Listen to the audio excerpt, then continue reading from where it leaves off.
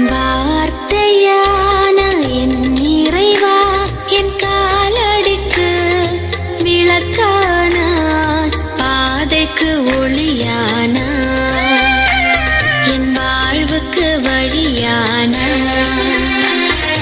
வார்த்தையான என் இறைவா, என் காலடிக்கு விளக்கானாய், பாதைக்கு ஒளியானாய், என் வாழ்வுக்கு வழியானாய். மத்தேயு எழுதிய நற்செய்தியிலிருந்து வாசகம். 22ஆம் அதிகாரம் 1 முதல் 14 முடிய உள்ள இறை வார்த்தைகள். இயேசு மீண்டும் அவர்களை பார்த்து ஓமைகள் வாயிலாக பேசியது. விண்ணரசை பின்வரும் நிகழ்ச்சிக்கு ஒப்பிடலாம்.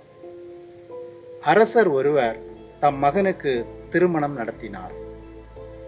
திருமணத்திற்கு அழைப்பு பெற்றவர்களை கூட்டிக் கொண்டு வருமாறு அவர் தம் பணியாளர்களை அனுப்பினார். அவர்களோ வர விரும்பவில்லை. மீண்டும் அவர் வேறு பணியாளர்களிடம், நான் விருந்து ஏற்பாடு செய்திருக்கிறேன், காளைகளையும் கொழுத்த கன்றுகளையும் அடித்து சமையல் எல்லாம் தயாராய் உள்ளது, திருமணத்திற்கு வாருங்கள் என அழைப்பு பெற்றவர்களுக்கு கூறுங்கள் என்று சொல்லி அனுப்பினார். அழைப்பு பெற்றவர்களோ அதை பொருட்படுத்தவில்லை. ஒருவர் தம் வயலுக்கு சென்றார், வேறு ஒருவர் தம் கடைக்கு சென்றார். மற்றவர்களோ அவருடைய பணியாளர்களை பிடித்து இழிவுபடுத்தி கொலை செய்தார்கள். அப்பொழுது அரசர் சினமுற்று தம் படையை அனுப்பி அக்கொலையாளிகளை கொன்றொழித்தார். அவர்களுடைய நகரத்தையும் தீக்கிரையாக்கினார். பின்னர் தம் பணியாளர்களிடம், திருமண விருந்து ஏற்பாடாகியுள்ளது, அழைக்க பெற்றவர்களோ தகுதியற்று போனார்கள். எனவே நீங்கள் போய் சாலையோரங்களில் காணும் எல்லாரையும் திருமண விருந்துக்கு அழைத்து வாருங்கள் என்றார்.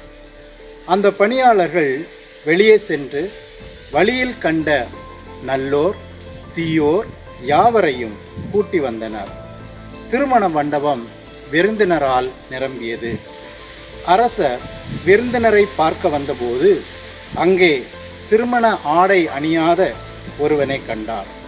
அரசர் அவனை பார்த்து, தோழா, திருமண ஆடையின்றி எவ்வாறு உள்ளே வந்தாய் என்று கேட்டார். அவனோ வாயடைத்து நின்றான்.